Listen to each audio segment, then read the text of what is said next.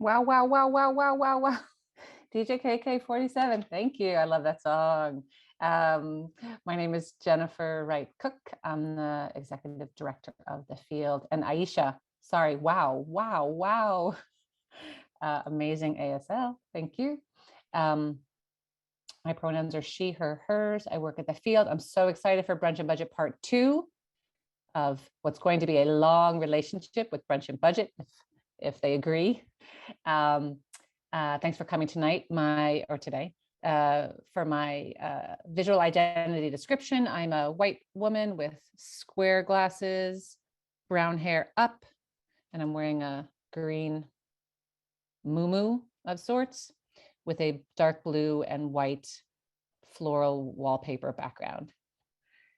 Let's see. Oh yeah, thanks again to Aisha, and we will also have David as ASL later today. They'll go back and forth. In the chat, we have Natalie from the field, who is our tech and accessibility point person, if you need any help. And I think, Petra, you are getting some help from Natalie. Thank you. I'm going to start with our land and labor acknowledgement, and then I'll toss it over to Brunch and Budget. Natalie has put our, or will be putting our value statement in the chat. You also probably got it in an email. I'm going to read it from paper.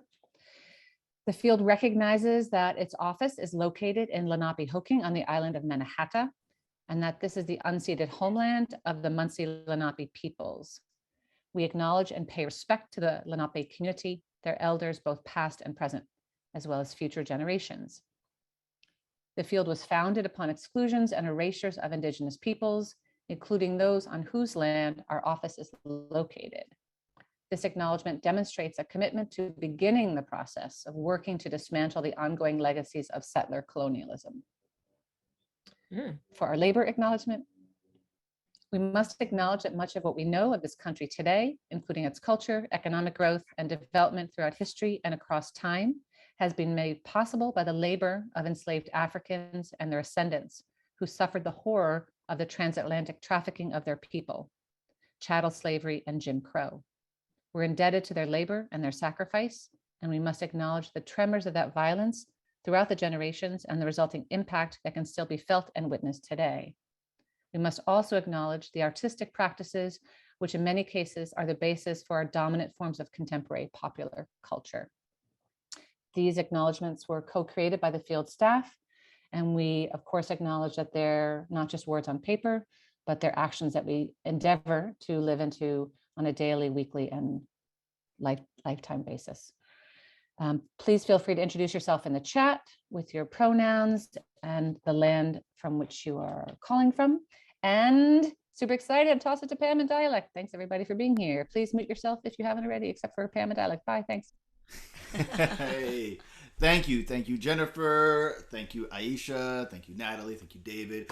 It's going to be a good party today. Hi, my name is Dialect. Hi, I'm Pam. We're going to share our screen here. We've got some slides to share with y'all today. We do. Those of y'all who jammed with us last time, thank you for coming back. Hey. New people, it's going to be a good party. Yeah, we're going to talk about buying your first home. I know. What are There's a lot. The scariest things? There's a lot, and this is a lot. I just want to let you know that this is not a save your questions till the end type of party. Please feel free to ask and share your experiences throughout the entire time we're doing this. We'll be checking the chat. Yes. So, quick disclaimer, Brunch and Budget is a registered investment advisor. So please do not construe anything that we share with you today as financial advice. It is for educational purposes only. Yeah, you know, a lot of times fine print is here to trick you or play you, but here, trust me, it's here to protect you. You will even be able to see the slide. We have a slide saying that you'll get a copy of the slide, so you get to check that out. The reality is we don't know enough about your personal financial situation to give you accurate advice. Please ask us questions, but as it gets more personal, the answer is going to be it depends, and it depends. And if it gets more complicated, you should talk to a personal finance professional about it. Right. As always, this is the slide we share with every workshop we do. Getting your first home is not a linear path for anyone. Finding it, being ready for it personally, emotionally, and financially. And also, the things we talk about today, some of them are going to be relevant right now. Some of them aren't going to be relevant right now. Some things are going to have trouble. Some things are going to get in your way. Some stuff you're just going to forget. And it's okay. I want you to remember to keep your eye on that big black triangle in the top right corner and not worry too much about the silly string that inevitably gets us there. Yes. And especially when it comes to buying a home, it's a multi-year process. You have to get a lot of and do a lot of prep work to get to that point. So just know it's going to be a squiggly line the whole way. Yeah, shout out to Pam's sultry, slightly hoarse voice.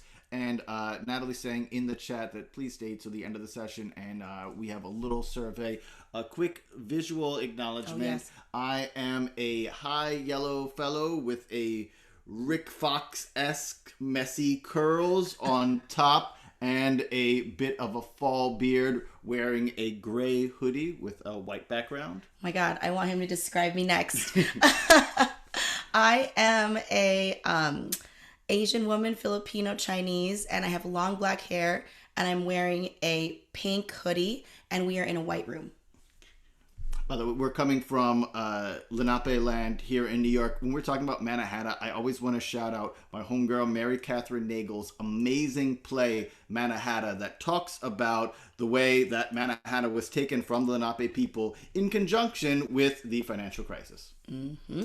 Love it. And of course, we got KK47. Giving us the tunes. You know that Bill Withers that keeps us in tune. I heard you taking the bass line from the Whiz Kid that played Just the Two of Us into Lovely Day. If you need her for your funktacular, shaking your behind, or understanding you and your peoples, KK47 is an activist, artivist, social worker, and is available for bookings at linktree/DJKK47. KK, do you want to describe yourself really quick? Oh, yeah. Oh, thank you. Can everybody hear me? Perfect.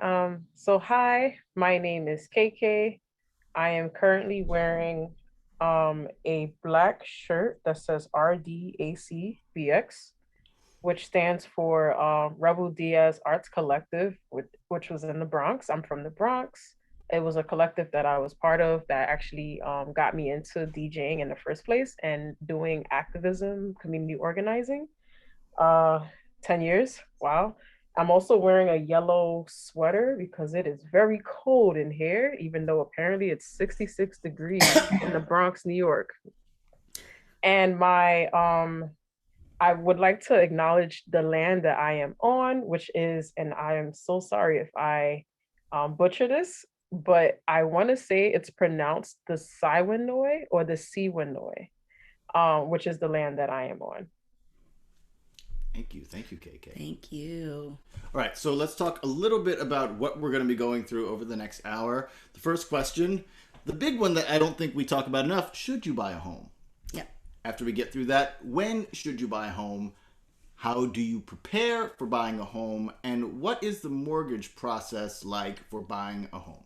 We'll be going through, we've got a tool for you to use that we'll be sharing. We'll take some time with KK to go over that.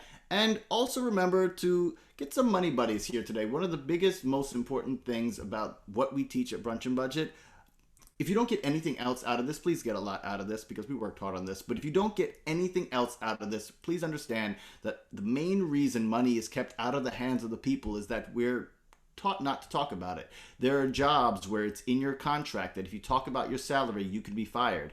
As a creative freelance professional, I've been told by nightclub owners, producers, directors that if I talk about my salary, I might have my things taken away from me. And we know that's not true. We want to encourage each other to think of even our peers, not as competition, but the way that we grow together. So let's find some money buddies and grow together. First of all, should you buy a home? These are the questions that we ask you to ask yourselves. First of all, do I plan to stay in the same place for 5 or more years? I'm going to show you why. The math doesn't work out unless you do. Yeah, it's a whole thing. There's math on all of this, really. It's feeling Lots stuff, of but there's lots of math. Lots of spreadsheets, my complicators. Yeah, I guess, yeah, for those who haven't rocked with us, there's lots of feelings and lots of math. It's going to be fun for everyone because everyone loves both of those things. The second question, am I okay with the home value not increasing over time? So many people ask me, is buying a home an investment? Maybe, maybe not. Are you okay with the value of the home not increasing while you own it? Yeah. Remember that investment means a real thing, and the metaphorical investment may not get you what you want. Am I comfortable with needing to maintain a home and make my own repairs or hiring other people to do it? One of the nicest parts about being a renter is your landlord is the one who actually needs to maintain the home, not you. So buying a home is definitely you taking on that responsibility. And even if we got all of that together, do I have a clear why for wanting to own a home? And it's hard because there's a lot of peer pressure to own a home at a certain age. And so having that why in place for you that's just yours and is a part of your values for why you want to buy a home is the most important thing to understand. Mm-hmm. So we would like to ask from y'all if you could share in chat. Let's see, it's 4:16 now. We're going to take 2 minutes. Come back at 4:18. KK47 is going to play a little bit more music, and I would love to know why you want to own a home. Any reason is good. Security, investment. I just don't want to be paying these landlords because I don't like them. Take a couple minutes and throw those in the chat while KK plays some tracks.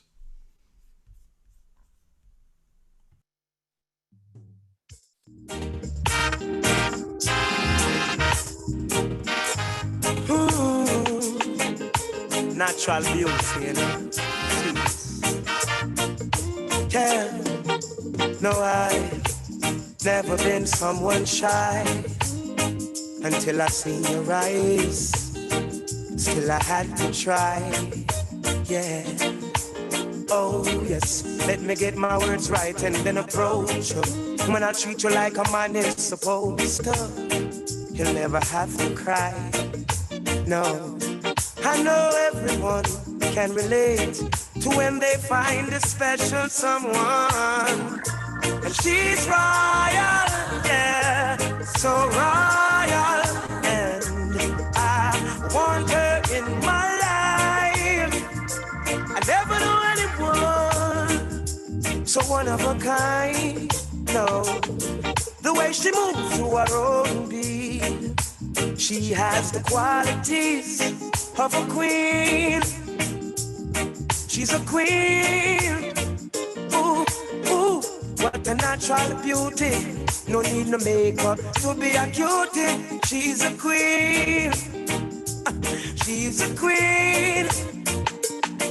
And when they ask what a good woman's made of, she's not afraid and ashamed of who she is. She's royal, yeah, so royal. And I need her in my life. I never knew anyone so one of a kind. Thank you. Until the night that I seen your eyes. Thank you, KK. Running some good tunes. Love bringing it back to the islands. I see lots of, in the chat, we'll read a couple of these, but I see a lot of wanting to have things that feel like it's mine and feeling in control. Like I see to put down roots and build my family's wealth, not someone else's. Family growing, securities, and investment. I'm seeing some other things about Tired of moving. Oh yeah, my partner and I are tired of living with neighbors above and below us, want to have our own place to create, to play music, dance, etc. Also tired of moving every couple of years and dealing with ineffective landlords. It's like, you know, it makes it feel like it's dating rather than just like settling down. It's like, I'm tired of going out there and trying to show myself. Want more space to just be. Yeah, these are all beautiful reasons, really and truly. So since we went through lots of beautiful feelings, let's talk about the hard, scary numbers. Yes, so this is the first 5 years and what a mortgage is going to cost you. So let's say that you're buying something for $600,000. Your mortgage amount after you put 10% down is $540,000. So your monthly payment is $2,350. So over 5 years, you'll have paid $138,000 of mortgage payments. You'll have only paid down $56,000 of principal though, and you'll have paid almost $82,000 towards interest. Why? Yeah, but what? Like that $138,000 that you put in the first 5 years, like 2/3 of it goes to the bank. That's like, wow. So if you're not trying to have it for more than 5 years, unless it's like some amazing change. Yeah, or you're like really like you're sure that the housing market's going to go up in 5 years. Right, but like even then, it's like the idea of it shooting up. It's not like you see on the TV shows where you're flipping houses in a year. Yeah, exactly. Right, got you. Exactly. So why? And it's this really crappy thing called amortization. This is a way. Well, you know, because it has mort, means death in the middle of Oh it. yes, right? probably because the interest is dying slowly Yeah, over the years. So basically, the monthly payment stays the same, but in the first like 5 to 10 years, more of the payment goes towards interest. So if you look at the first mortgage payment on that monthly payment, 886 went to principal, 1,400 of it went to interest, like 2/3 of it went to interest. 5 years later, it's like almost evening out. And it's really by the 10th year that you're putting more money towards principal than towards the interest. And then it's still barely, right? It's only like 100. It's not. It's 100 and change more. Yeah. After 10 years. Whew. Like all investments, homes are investments for the very long term. They're investments if you're in there for 20, 30, 40 years, if you plan to pass it down to your kids. Because these first 5 years, most of that money goes to the bank. I guess, just speaking literally about where the words mean, that buying a house is a 30-year slow death of your interest. Yes, that's amortization in a nutshell. Okay, if you're ready for that. As we're saying a little bit of the doom and gloom and the hard numbers with it, I really appreciated Petra's comment here. It seems impossible to do it as an artist, but why shouldn't we be able to put roots, to benefit our community, to benefit from it, and to be a bit away from precarious situations? That's amazing. Yes. I mean, artists Yes. have so much to do with building communities, being a part of communities. Much is asked of us to represent communities, to define communities, and to protect them. So why shouldn't we be able to be solid members of it? I think that's Yes. great and real. Completely. And we highly recommend that you check out an organization called Art Built, Oh, yeah. because they help artists buy homes. We're going to talk about HUD programs a little bit later as well. Throwing them in chat. Yes, Check out because Art Built. we agree artists should be homeowners.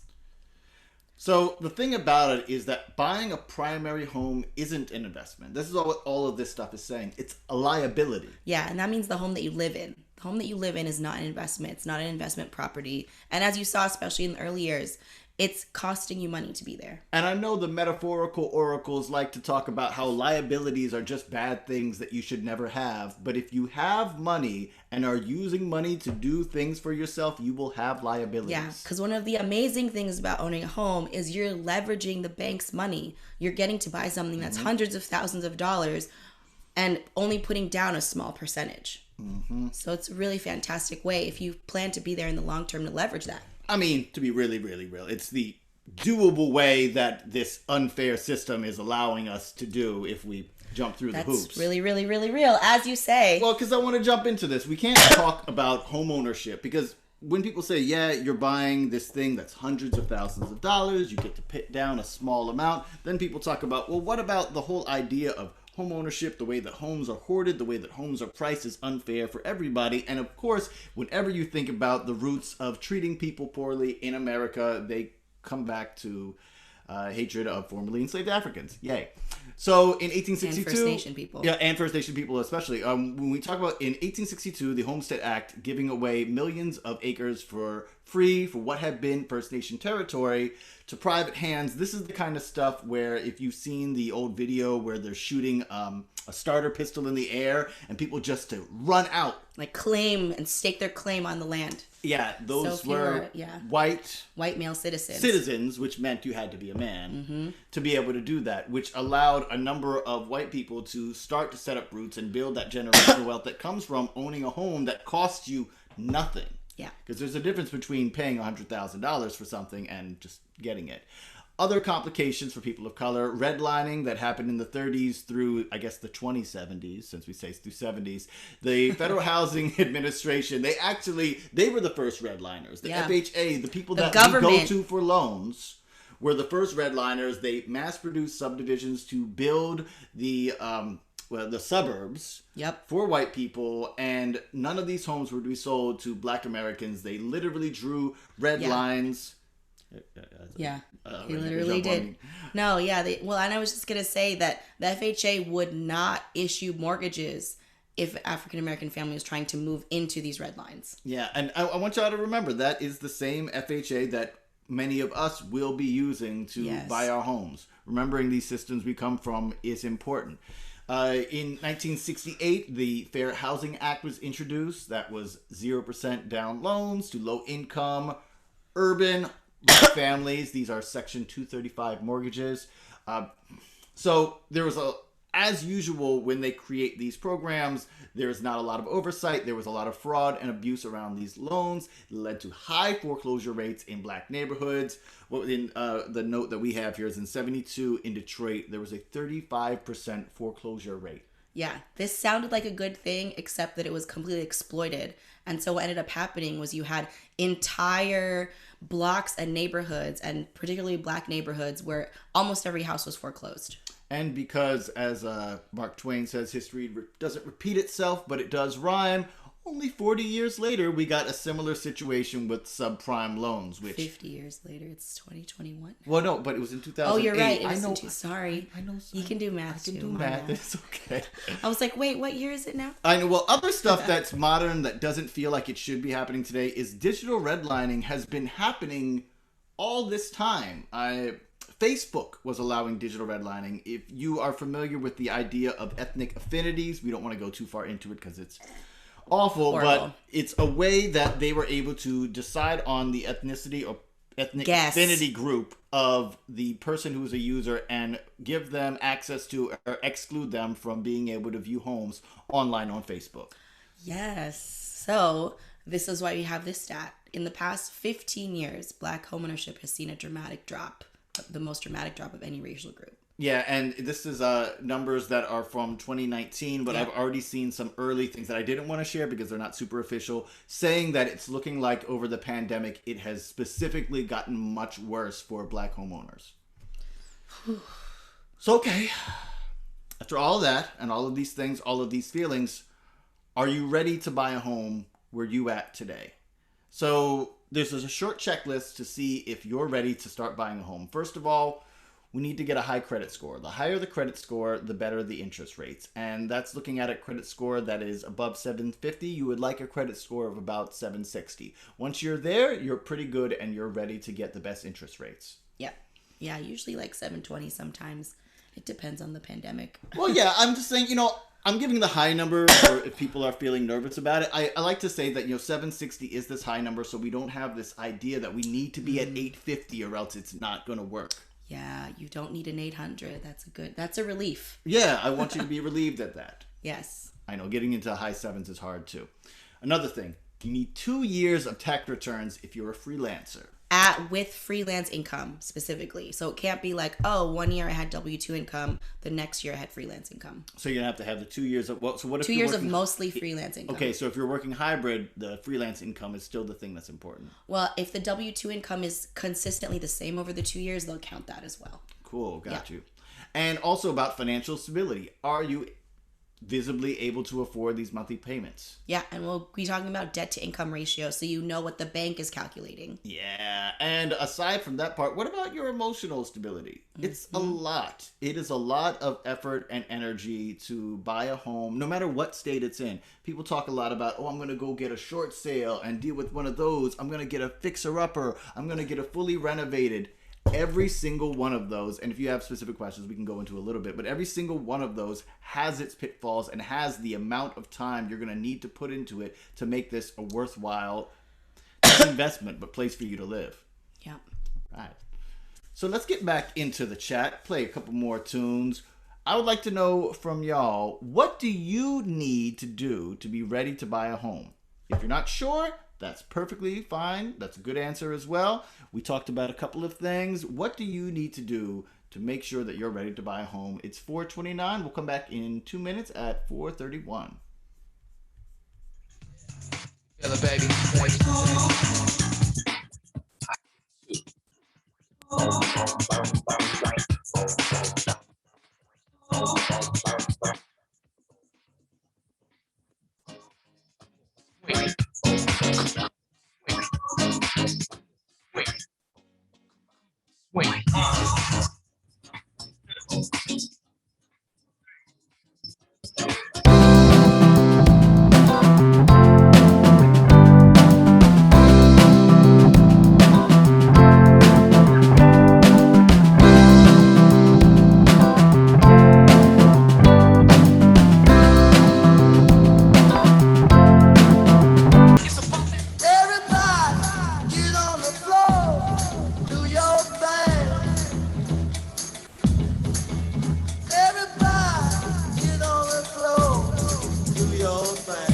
tuyo, haz lo tuyo, haz lo tuyo, haz lo tuyo.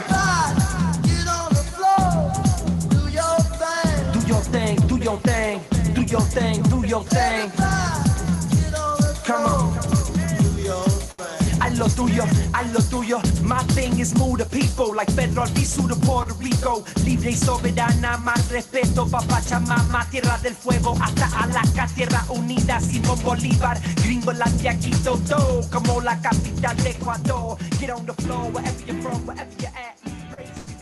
Thank you. By the way, I appreciate y'all sharing not just the tactical, actual, factual stuff, but the emotional. I know it's a lot to be vulnerable and to be vulnerable in this space, so I really just want to acknowledge and appreciate that from you. Yes, I also wanted to share our podcast. We did an episode on understanding your credit score, episode 218 on the podcast, and then also episode 224, managing credit in times of crisis.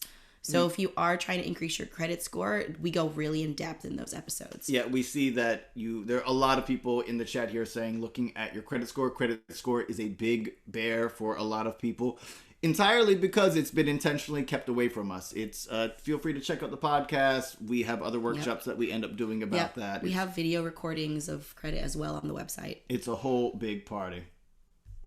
Yes. Yes, 218 and Thank you, 224. Jennifer. Thank you so much. Okay, so let's get together with some practicals. All right, so this is our freelancer home purchase to-do list. So first of all is taxes. They want 2 most recent years of tax returns showing freelance income.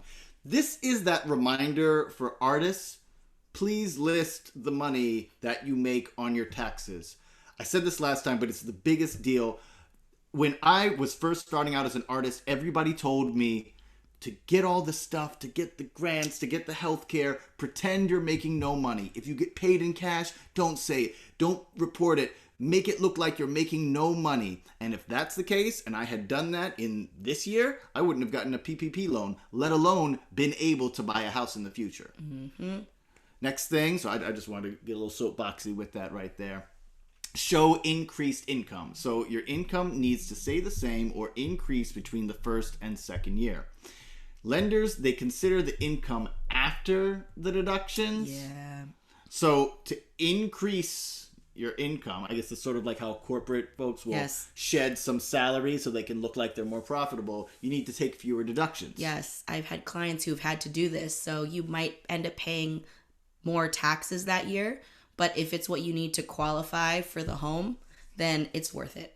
Yeah, again, remember, this home owning thing is a silly thing maintained by the oppressors who used to let a starter vessel allow you to take some land with a flag. So if any of this seems silly, it's very arbitrary. Yeah, anyway.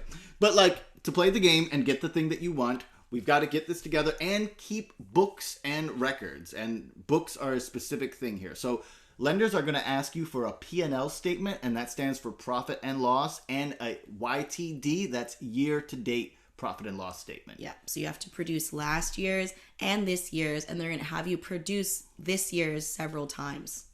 Yay! What do you mean produce this year several times? So when you're in the mortgage buying process, it takes like 2 months, right? So if you start in March and you close in May, they're going to want to see your year-to-date P&L in March, and they're going to want to see in May that you're still making money in May.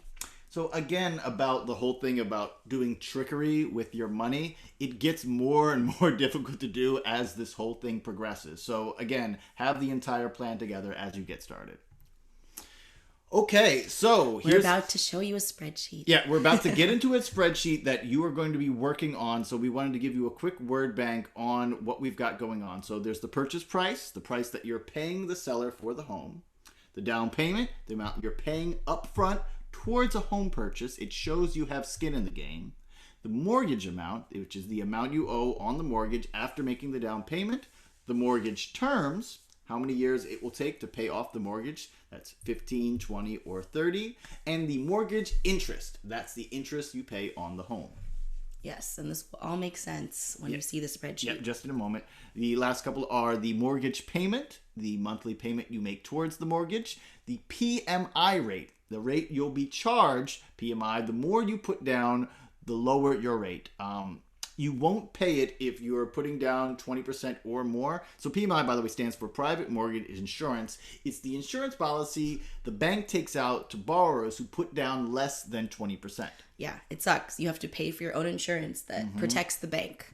But that is their rule for if you put down less than 20%. Yeah. Because they want insurance that if you default, this private mortgage insurance will pay off the mortgage balance. They only actually trust you if you put down all the money. So, right, the less money you give them immediately, the less they trust you, and the more hoops you have to jump through. As always, everything has to pay a tax or not being rich. Then we got homeowners insurance. So as a homeowner, you're required to purchase homeowners insurance, and the estimated monthly cost is factored into the monthly payment. We've also got property taxes, which are estimated monthly taxes.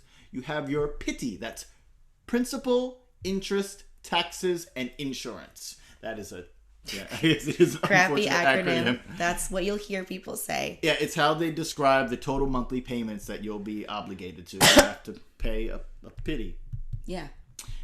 Escrow. So most lenders require you to make the full payment every month. The payment for the property tax and insurance goes into an escrow account, and the bank pays insurance premiums and taxes on your behalf there. Now that we've got all of this stuff together, again, if anyone has any further questions, feel free to ask. Now it's time to get spreadsheety. Yes. So if you go to bit.ly, and I'll throw this in the chat, bit.ly slash, I was going to say bit.ly dot. Yeah. bit.ly slash BNB homeowner. You can get on and start calculating Type in what your BNB. monthly payment is going to be. Yes. So we're going to give you a few minutes to do this. I'm going to go through an example first, though.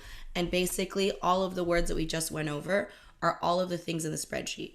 Now, So first, Of course, yes, make a copy. so that you can enter your own data in. And there's an example here for that $600,000 home we were talking about before.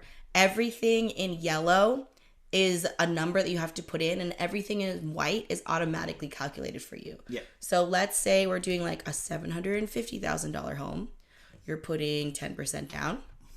And so the down payment automatically calculates, the mortgage amount automatically calculates. The interest rate, I'm going to put it like 3.25. You can usually look this up on Google. The mortgage payment automatically calculates. And then the PMI rate is something that you might need to look up. But for now, you can just put a placeholder if you're putting less than 20% down. Oh, I put 85%. Or 0.85%, excuse me. Yeah, I was gonna say, And then it auto calculates. Yeah. And then homeowners insurance is usually around $150 to $200 a month, depending on where you are and how big the home is. And property taxes truly vary by city, by neighborhood. Yeah. In Brooklyn, like in Bushwick, our property taxes were $700 a year. In East Flatbush, where we are now, our property taxes are $500 a month. You know. Yeah. I actually don't know the answer to this. Can they just Google their neighborhood and property taxes and get some vague numbers? That's a great question. You can go to Zillow Oh, and right, look Zillow for a will house have on it. sale. And if you scroll down, you'll be able to see the property tax history and get an idea of what property taxes might be like in the neighborhood that you're trying to buy a home in. That's good. Actually, I hadn't thought of Yeah. that. Okay, so it is 4:39. What do you say? You want to give them 4 minutes? Yeah, let's give you 4 minutes. 4 minutes. Let's come back at 4:43. KK is going to play some tunes and put in, if you don't have a place that you already have your eye on, make some guesses. Yeah, see, and this will give you an idea. This calculator you can play around with so you can see what the final cost is. So play around with it. Ask questions in the chat. We're here for you. Yeah, and we'll be back in 4 minutes at 4:43. Thank you.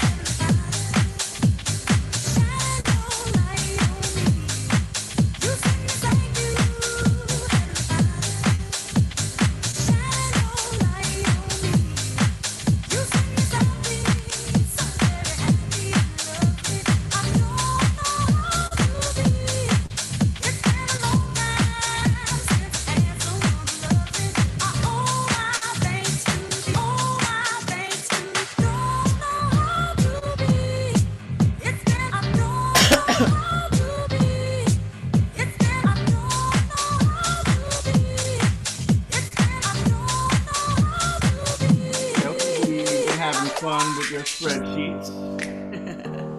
I wanted to shout out as we're coming back this question from Iliam. What if I'm planning to apply for a down payment assistance program? I would be responsible for 3% and the program helps with the other 17%. We answered, check with the program if they have lenders that will not require you to pay PMI. Yeah, because technically you have 20%. Oh, yes. Iliam, if you have information on that. So every state and sometimes big cities will have down payment assistance programs. So it's something you can start Googling around to find out if your state or your city has down payment assistance programs. Usually you just have to take some classes and they'll help you by supplementing some of the down payment. Yeah. Thank you. All right. So let's go through some other stuff. So this is some stuff that is scary, but doesn't need to be as scary. Yeah, you may have seen home prices go up during the pandemic, and that may be because of a short supply, but that also might be because interest rates have gone down pretty tremendously. So if you look at the difference here, what we're looking at is at 3% interest, you can buy a home for $77,000 more, put $7,000 more down, and have the same, almost the same mortgage payment as if you bought a $600,000 home and paid 4% interest. So when you see interest rates go down, you may see home prices go up because the monthly payment actually evens out. So qualifying for a mortgage is all about the monthly payment. That's one good silver lining to the interest rates for the things that you're making money on going down, is that the interest rates you're paying go down as well. Yes. Oops. And so now, how do we prepare for buying a home? So we're talking about the down payment, and now we've got to talk about reducing other debt, increasing income, and then the extra money that always happens at closing. Closing costs is a terrifying term because all of the unknowns. So do you need to have 20% down? In short, no. But the longer answer, we just talked about private mortgage insurance, or the MIP, which is Mortgage Insurance Premium. That's the FHA's version of PMI. And some banks will allow you, I think, if you've tried and talked to banks in certain places, they allow you different percentages down, 15, 10, even 5%. Yep. So if 20% down feels very far away, it's okay. The FHA loans, these are the same people who did redlining in the 30s through 70s. You can put down as little as 3.5% down. Yeah, that's the first time home buyers. The idea is to be able to get you in there. Your credit score can be as low as 580, which is usually too low to be able to buy a house. Yep. But again, the lower your credit score, the higher interest you're paying, because if you don't have the stuff they want, it's just going to cost more. And then, so the 1% upfront MIP is paid at closing. Yeah, so you have to pay not only monthly private mortgage insurance or mortgage insurance premium, but when you take out the loan, they're going to take 1% of the loan amount and charge you that as well. And usually it's added to the closing costs. It can often be rolled into the mortgage amount, but it's this extra cost for putting less than 20% down. Yeah, the whole thing about stuff being able to be rolled into the into the mortgage amount versus closing is key, because I don't know about y'all, but I'm not always ready to bring in an extra $6,000 right at closing. Oh my God, it's so expensive to not have money. 1% is of these huge places is so much. All right, so talk a little bit more. So you'll be paying the monthly MIP until your mortgage balance is below 78% of the purchase price. Yeah, so that means if you bought it for $600K, your mortgage balance needs to be below $468K. It usually takes much longer to close on the loan. It can take 60 to 70 days to close versus the regular 45 days. And we've been seeing that some real estate agents and sellers don't, if you tell them you're doing an FHA loan, they may not consider your offer because they know it's going to take longer to close. It takes longer. It's more complicated. It's less of a sure deal, so they're less likely to be interested in it. Our first home was a FHA loan, and it took lots of paperwork and lots of extra time, but it allowed us to put down such a small amount and be able to own a home. Which allows you to deal with some of the wildness that happens to happen during closing time. Exactly. So how do you get out of an FHA loan? Because we don't want to be Yeah. caught up in this red line So forever. we did this. Yeah, exactly.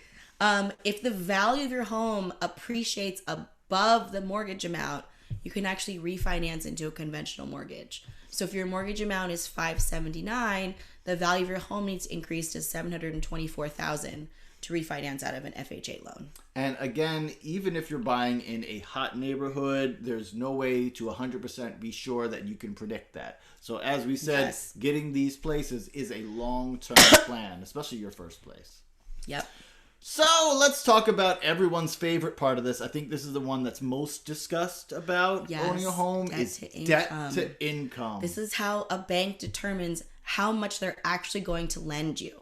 They're going to calculate your debt compared to how much income you're making. Let's quickly go through the word bank. So we've got your adjusted gross income. That's the income the lender uses to determine your average income. That's line 11 on your tax return.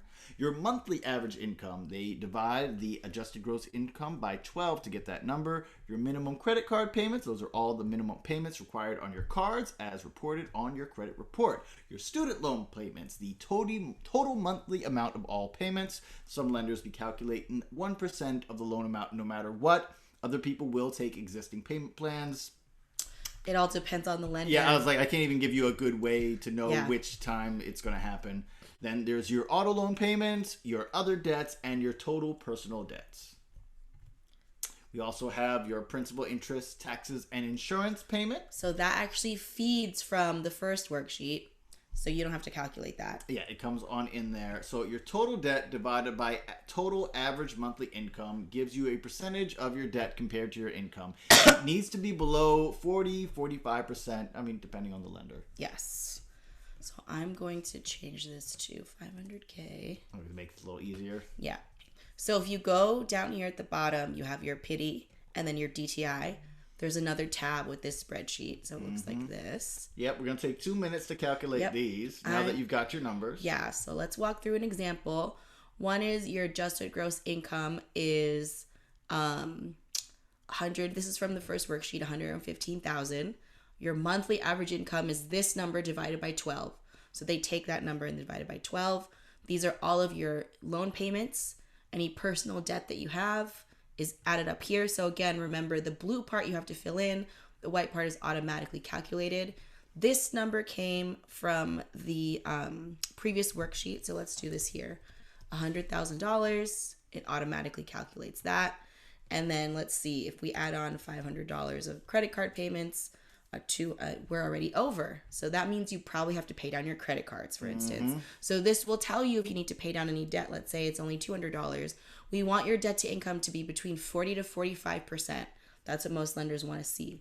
And let's say your student loan payment is $100. That still keeps you in the range.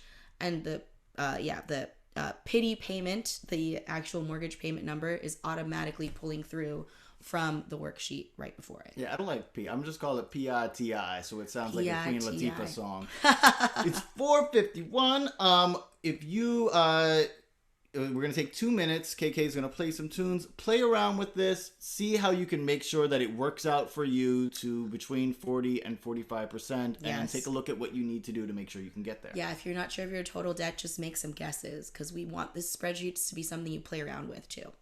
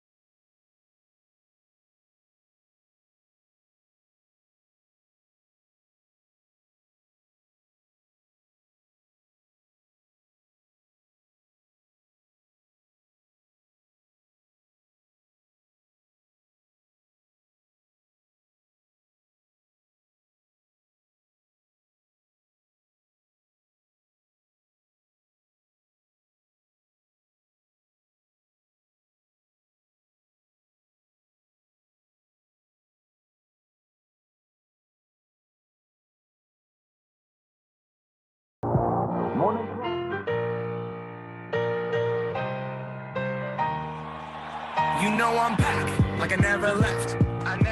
Another sprint, another step, another day, another breath.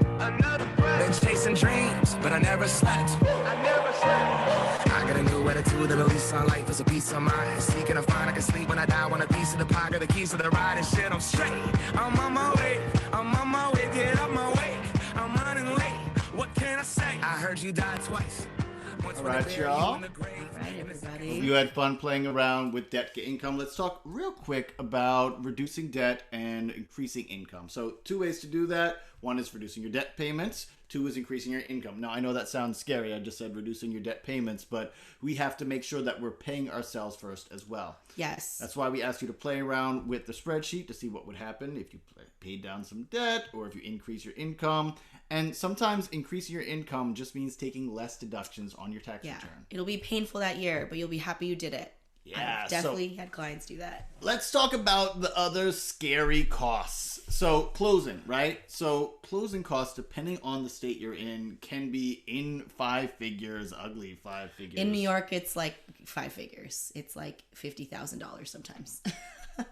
Yeah, it can be really wild. I don't have like a good reason for closing costs other than, again, the big machine that doesn't care about you wants you to pay that or else you can just not have a home. Yeah, in New York City, it's what's called a mortgage recording tax. So that's why it's so high. Yeah, and recording taxes are entirely BS pork, but whatever. Yes. So then there's the inspection. Please get a personal inspection. If you don't get a personal inspection, you may be missing something that you don't see is fundamentally ruinous to your home. Yeah, we made an offer on a house that looked perfect from the outside, and we got the inspection report back, and there was $25,000 of electrical work that needed to get done. So we passed on the house. Check out the violations, tickets, liens found on the place. Talk about at closing time, the first place that we are going to buy, we showed up and there was I think $9,000 that they wanted. That was like a water thing. I can barely remember anymore. Yeah, it was like garbage or something. And they were like, you have to pay it right now or else you're not going to get the house. And the lawyer is going on vacation tomorrow, so you'll just never get the house. If you want to read all the horror stories, we'll send we blogged about the house, and that was, we went through it. And some places are going to require you to hire your own attorney to prepare the contracts and to be present for the closing. That's going to cost a grip as well. Yes. Yeah. In New York, you're required to have your own attorney. Mm-hmm. So what's the mortgage process like for buying a home? So you're shopping for a mortgage. There's the pre-approval process. You're finding it, the underwriting and appraisal, and then the closing, right? That makes it sound so easy. So easy. What's not easy about this? So shopping for a mortgage, first of all, it's going to mess with your credit score because you're asking people about loaning you money. Yes, it's a hard inquiry, so your credit score will go down. Yeah. So you're going to have to wait about 14 to 45 days. You have a window. Yeah, that's the window. To shop around. 14, 45 days to shop around without it hitting your credit score multiple times. But if you continue past that, it's going to keep on beating you down.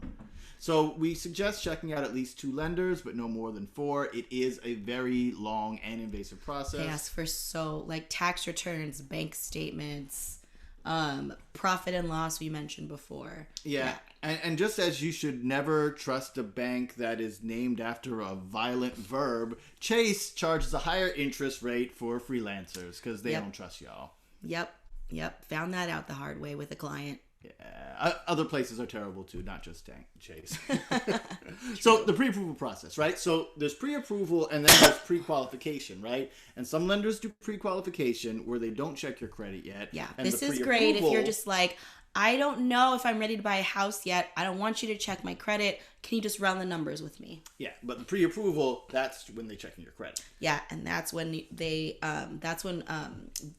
sellers see that you're more serious too. And again, with the checking your credit, the pre-approval lasts about 60 to 90 days. If you've gone past that period, then you need to get pre-approved again. This again is why closing and closing costs and all these things can be so painful, because if you don't fit all of that within that window, it's going to cost you more. Okay, so we did all that stuff, it's stressing out, and then we got to get ourselves the actual place.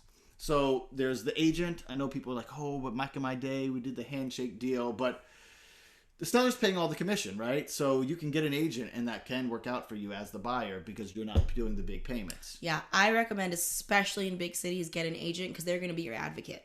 Yeah, and make sure that you have all of your must-haves, your nice-to-haves, your wanna-haves, so you don't get swayed by your emotion. Know your max budget, and again, please get an inspection. Please ask somebody to check it out so that your emotions about this beautiful place that you want to live in don't sweep you up. Once we get there, then we've got our underwriting and appraisal. So the underwriting is the worst part of it. It is. They ask you all sorts of everything about your financial life, about kind of your personal life. Yeah, I had 2 clients who between the 2 of them made $1 million each, and they each only had 2 credit lines open, and the underwriter made them write a letter explaining why they didn't have more credit cards. And the last part that we do, yes. They're making $1 million a year, y'all. Again, even for the folks who are making money, these rules make a little sense. But this last part is important, the appraisal. The bank is going to get the home appraised to make sure that what you're paying is what it's worth. And you need to know that, because if what they're asking you to pay doesn't match up with the appraisal, well, then everything goes wrong again. Yeah, this is to protect you and make sure that you're not paying for something that's already worth negative what you're paying for it. And the last thing, the closing costs. So that's origination fees, making the stuff, appraisal costs, prepayment of taxes and insurance, attorney fees, the recording taxes, title insurance, other mindless mess that they make up for you. This is where the 5 figures comes in. And then there's the seller's concession thing. Pam, can you tell me a little about the seller's concession? Yeah, so in some cases, if you can't afford the closing costs or you don't have the cash for it, a seller may agree to do a seller's concession. So for instance, if you're trying to buy a home for $600,000, closing costs are $10,000, the seller agrees to sell it to you for $610,000 and give you back $10,000 to cover the closing costs. Not all sellers are willing to do this, but if they are, this allows you to roll the closing costs into the mortgage. Yeah. So I want y'all to share in chat as you head out. Remember to fill out the surveys. Share something you learned today that you plan on working on, implementing, starting in your life immediately. Thank you so much for jamming with us. If you want to know more, we have a lot of information available. We're good party people.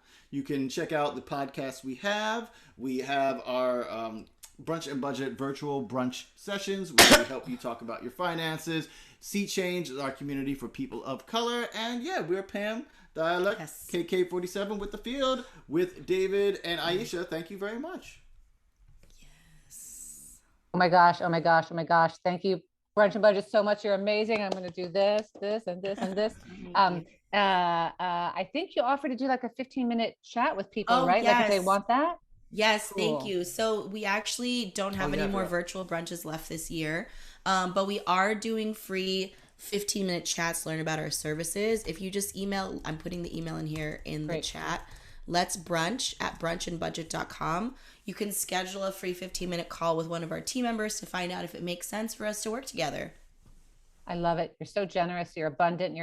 Can't wait to work with you guys again. Please, you guys, thanks for coming. Please fill out the evaluation survey. Tell us more about what you want, what you need.